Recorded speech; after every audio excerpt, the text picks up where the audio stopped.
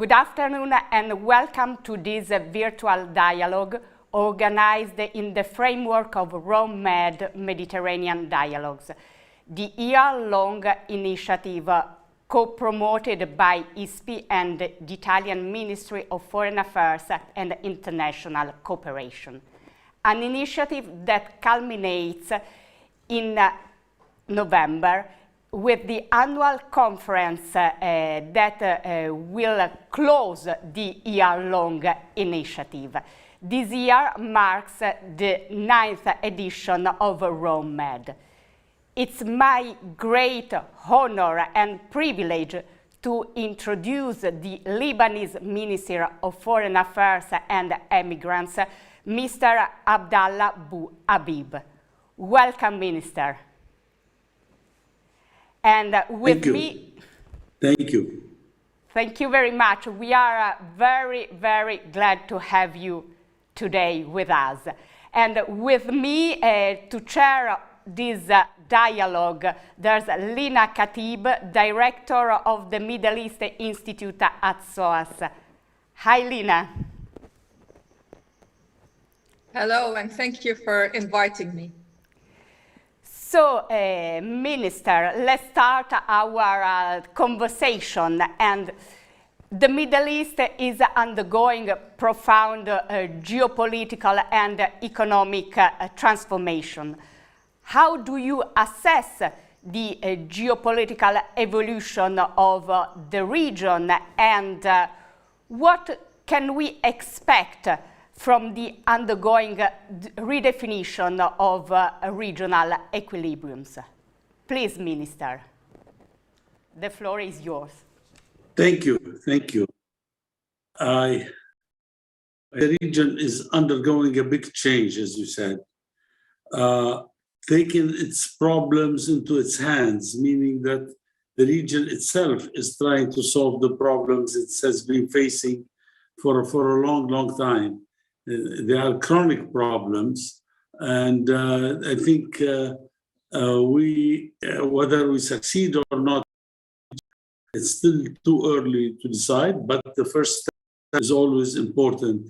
And this step was taking, they've been working on for the and the Saudi government, I think, should take really credit for that, for uniting the Arab countries in a summit in Jeddah, and before that, the Arab Cairo. So we have a positive vibe in the region that our problems are better solved by us, by the region itself. And it's too early to really decide whether it will succeed or not. Positively, a country. If two countries disagree with each other, then the negative reflection is in Lebanon. If they agree, the positive reflection is in Lebanon. For example, the Iran-Saudi agreement in Peking was very positive to us in Lebanon. A lot of tension has, if you want to say that. And what we are doing is, now we think if the Syrian problem is solved, this will be also big relief for Lebanon. The Syrian problem is that Syria is back out of its isolation. It's Syrian. We have the refugee problem or displaced problem, as we call Lebanon, and this problem is very crucial for Lebanon and for Jordan and the Arab world, and for Turkey as well. And this needs to be solved. There are 6 or 7 million people living in these three need to go back to their own country. And also this drug problem, the Captagon, that is really needs to be stopped by cooperation with all Arab countries, whether it is from the countries that's going through, or countries that are receivers. I think with their cooperation together, I think we can stop it or limit it if it's not stopped completely. So these are regional problems that we are not dealing yet.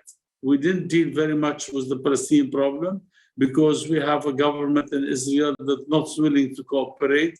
And the world has a double standard. Look what's happening in Ukraine. Nothing similar is happening in the with the Palestinian problem. So there is an optimism in the region, and hopefully, inshallah, it would be realized. Thank you very much, Minister. Can you hear us? Yes, I can hear you. Okay. Thank you. So, I'm ready for questions. Lina, please. Thank you so much, Your Excellency. I just wanted to turn to the domestic situation in Lebanon. With this optimism that you talked about happening in the region, can we expect to see some optimism translating on the political level in Lebanon? Because the country, of course, has been without a president for a very long time now. Can we expect to see some positive changes in that regard? Thank you for also another important question. What we have is we have a political problem, no doubt. We don't have a president. We have legally government, and we have also parliament. The parliament to elect to agree process to elect the president, and until now the parliament has met 11 times. It stopped meeting like a couple months ago, and in these 11 times there was no hope of electing president, and it did not happen. But we shall overcome it. It's a big problem with the president. We need to form a government, and we need to also do the reforms, the economic reforms that are needed. The problem is that we do not have a process that will decide, like in many countries, how to elect a president. It is very flexible process that we have, and we see that there are loopholes in this process, and people are taking advantage of these loopholes not to elect a president. I think that both the pressure domestically and the pressure internationally and regionally would make the parliament look carefully at the situation and probably get a president very soon. Thanks, Minister. Thank you very much. If I may just just turn over to Valeria. Okay. Thanks, Lina. Minister, you mentioned the refugee issue, and we know that migration is a common challenge for all Mediterranean countries. And we know that the economic crisis in Lebanon is having enormous implication on the Lebanese population. The number of immigrants from Lebanon increased over the past few years, and you mentioned the very important refugee issue. As you mentioned, Syria hosts 1.5 million Syrian refugees, plus almost 500,000 Palestinians. So, how is Lebanon facing with both the migration issue and the humanitarian crisis, and what common solutions for the migration issue? Well, let's take the migration issue first. It is easy because it has stopped for the last I don't know how many months, 6 months or so, we haven't seen, we have Lebanese all over the world. And they go there legally. They are there legally. Of course, there are some that are fully legal, but most Lebanese immigration is legal, and Lebanese are welcome all over the world. Why do we have migration by what we call death boats? Because some of them are really facing, they are sinking in the ocean or in the Mediterranean Sea, and a lot of people are dying in this regard.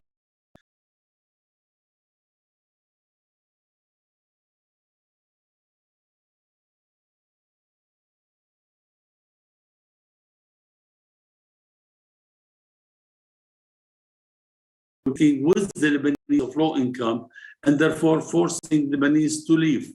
And since, countries are limiting migration, they look at the West of being the Lebanon. But now I think now it's stopped. The government, armed forces, and are trying to stop it, and so far they have been successful. And I think, also the end result of their trip, whether it is to Italy or Greece or Cyprus, were not very much successful, and therefore it would stop. It stopped, and hopefully it will continue to be off. Now, this takes me to the refugees. We have 1.5 million, and the Jordanians also have the same number of people. But in Lebanon, it's different than in Jordan.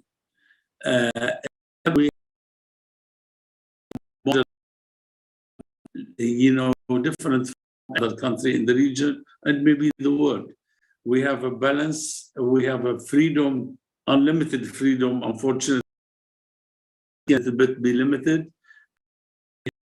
Also very balanced population between the different religious groups. Lebanese are happy with. We have some problem with the connection of the minister, and we will try to solve the problem as soon as possible. We apologize for the inconvenience, but we can restart our dialogue with Minister Abdallah Habib, and he was talking about the Syrian refugee issue in Lebanon. Please, Minister, the floor is yours, and I apologize for the inconvenience. No problem. Thank you. Thank you.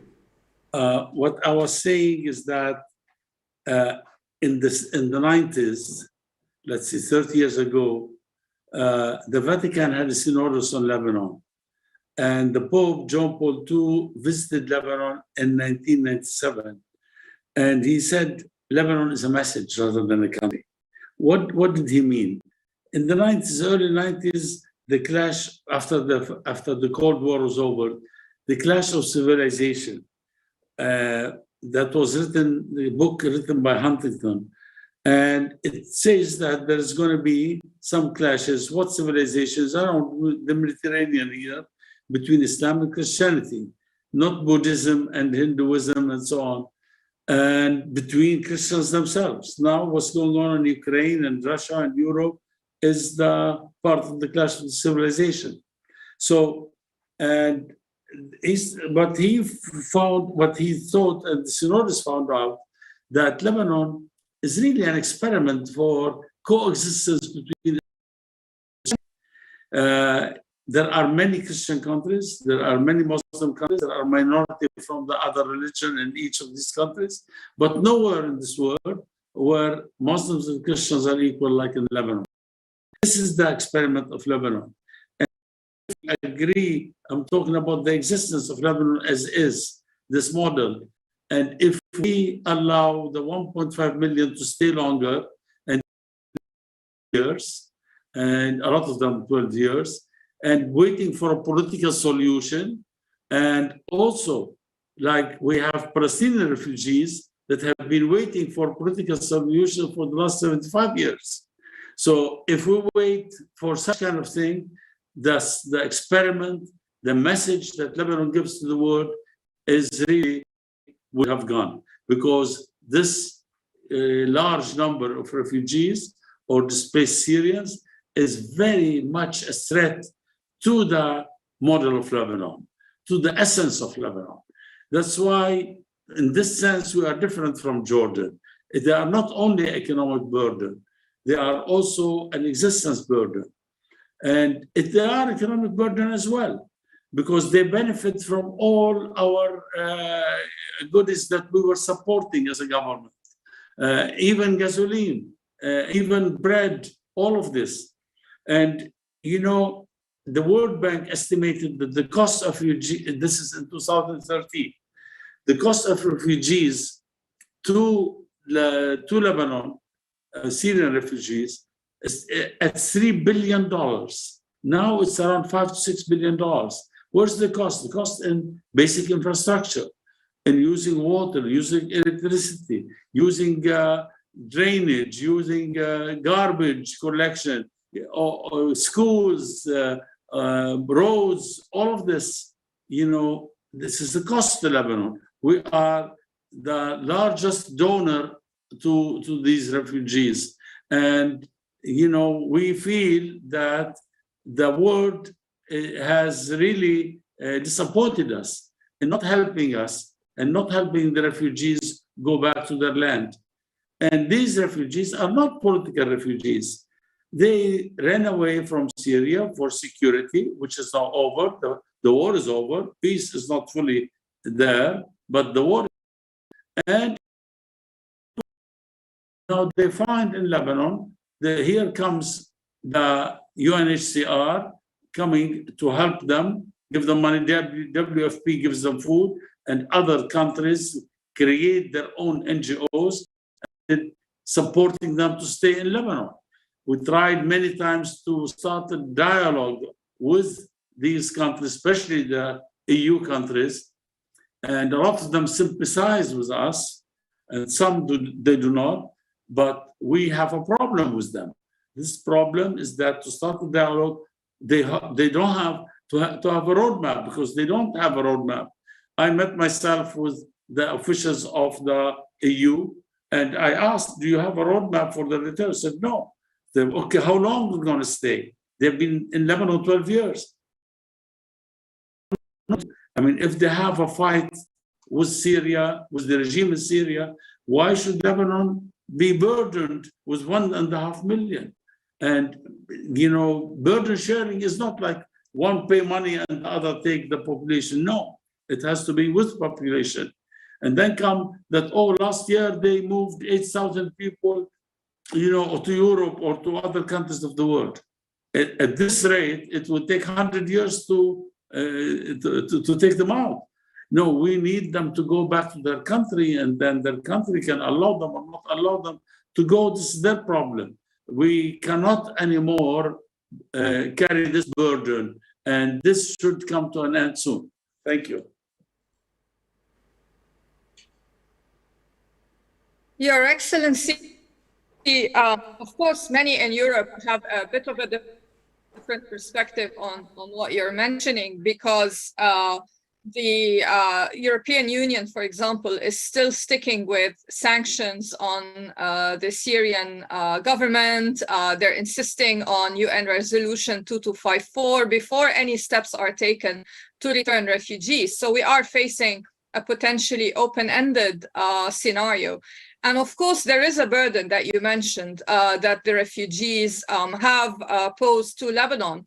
But at the same time, and here I want to ask a question about the economy. The IMF, for example, in its own negotiations with Lebanon, did not really impose or ask for conditions that are to do with the refugees. The conditions that the IMF was talking about in terms of the needed reforms are all about Lebanon itself and the infrastructure in Lebanon, and issues that have been in place in the system in Lebanon since before 2011.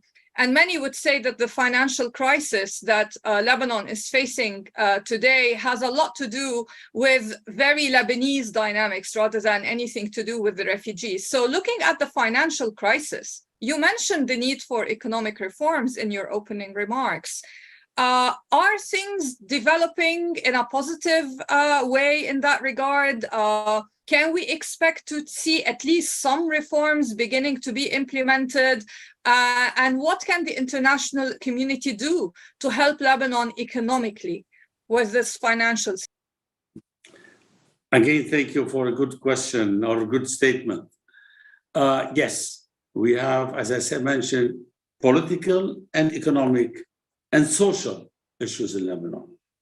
So why should we burden with one more issue? I mean, I didn't say that the refugees are the reason for these things, but the refugees are complicated issues there.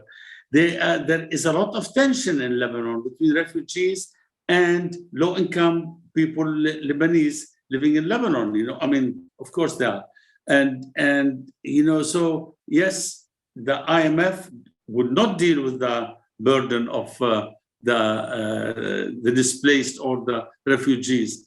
It doesn't talk about infrastructure. It talks about monetary and fiscal policy. And that's where we are. And unfortunately, the parliament did not yet ratify the agreement, and therefore it's not functioning yet. And we hope everything now is depending on us electing a president. I'm not saying it was pride. I'm saying it, you know, we all Lebanese think that this is bad, that we are not electing president. We don't have a fully fledged legal government. We don't have and the parliament should be, you know, working in order to ratify or to say why it's not ratifying this agreement. Maybe there are a lot of problems with this agreement. We can renegotiate. But so far, we haven't heard from the parliament one way or another. But I think we should work again with the IMF in order to find the good agreement for Lebanon. But this has nothing to do at all with the refugees. The refugees are an extra burden on us. I'm not saying they are the reasons, but they help. You know, if you look at the statistics of Lebanon, the Syrian problem has, you know, the data on Lebanon finds out that the decline started with the Syrian war, because we are neighbors. Syria is our only neighbor, and so we have to deal with each other. Transit used to go through Syria. Everything stopped during the war, and therefore it affected a lot of Lebanese. And I say this is personal, that we had a monetary system that it's close to a Ponzi scheme that existed for a long time because it's a government that's supporting it. Now this system came to an end. It cannot survive. And this has nothing to do with the refugees at all, okay? Thank you, Minister. And last week, Syrian President Bashar al-Assad took part in the Arab League summit after, it was the first time after 12 years. So in your view, what are the implications of Syria returns in the Arab League, the implication for Lebanon and for the Middle East, for the region? Well, the Arab League, rightly so, took this initiative because other international and regional initiatives did not succeed. Among these initiatives is the, 254, okay, it has not been implemented. There are negotiators, they have not been successful. The Astana process, which the Russians started, also has not been successful. So the Arab League took this initiative and wants to negotiate with President Assad. And to negotiate means that we will be talking to each other. So many Arab countries felt that if Syria is in the Arab League, we can negotiate better. It doesn't mean there is now diplomatic relations or economic relations between every Arab country and Syria. No, each Arab country is free to normalize relations with Syria or not. But and the initiative, and we formed a committee made up of 5 countries: Saudi Arabia, Egypt, Jordan, Iraq, and Lebanon, in order to discuss with Syria ways and means how to remove Syria from its isolation. Now, the sanctions are still hanging on Syria, and therefore many Arab countries, even if they want to work with Syria, they cannot because of the sanctions. And therefore, this is a good thing if this succeeds. Lebanon would be very, very happy, especially that Lebanon was against suspending Syria's membership in the Arab League. So we'll be happy. It's good for us that if Syria is open to transit work or trucks going to the to the Gulf and other Arab countries, it's very helpful to the Lebanese economy.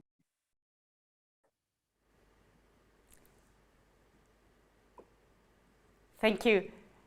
Lina, I think we have time for two more questions. So, please.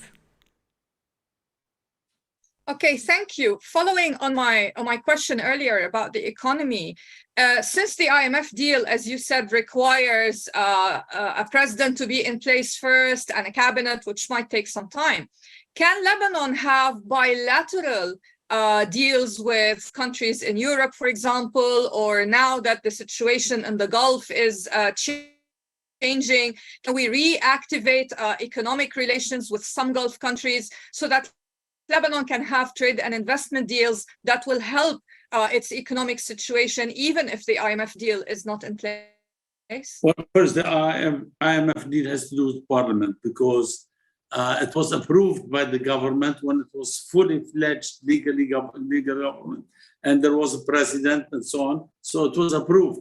Now the problem is that the Parliament, I think once the Parliament approve it, then it can be ratified. So yes, I think there is a better spirit among the Arab countries. A few days ago, we were able, the first truck went through Iraq all the way to Kuwait and other Arab countries in the Gulf. And I think we are going to be talking to allow also Lebanese goods, as long as they are purely goods, no narcotics, nothing at all in it. And we should guarantee that. This is Lebanon's responsibility, I think. And I think in this spirit that exists now among Arabs, I think we will be able to really re-allow the situation to continue, the trade between us and the Gulf, through Syria, through Iraq, through Jordan or Saudi Arabia, to continue. Thank you very much. There's one thing he said, how about with Europe? Europe is putting conditions on that there is trade, but it is very little bit with Europe. I mean, we import a lot more from Europe than we export, and they're putting conditions on any assistance coming on an IMF deal. So we have to wait a little bit. So, thank you very much. Very last question. And you said there's a new spirit in the Arab countries, in the region. And in your view, what are the implications of the recent rapprochement between Saudi Arabia and Iran, the implication for Lebanon and the region? I think it was good. Why?